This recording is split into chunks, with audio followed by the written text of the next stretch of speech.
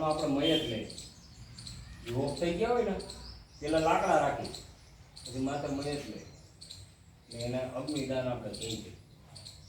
હિન્દુ ધર્મમાં અગ્નિદાન દે, પછી આપણે મુસલમાનના ધર્મમાં છે ને દફન વિધિ થાય.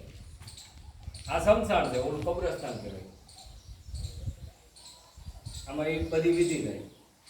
જ્યારે માણસ ઓફ થઈ જાય ને અહીંયા લાકડા પેલા ગોઠવાય, એની માથે મયત રાખે, પછી એને અગ્નિદાન દે. એ આપણે હિન્દુ ધર્મ. તો આ બાજુ જ હોય, ગમે અહીંયા ગમે એ સંસ્થામાં આ બાજુ હોય માથું.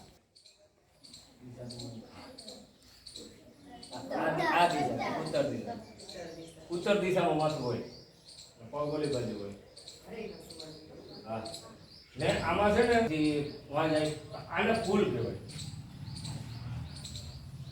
આ છે ને આપણા ફૂલ હોય, શરીરના ફૂલ આવે ને, બરાબર.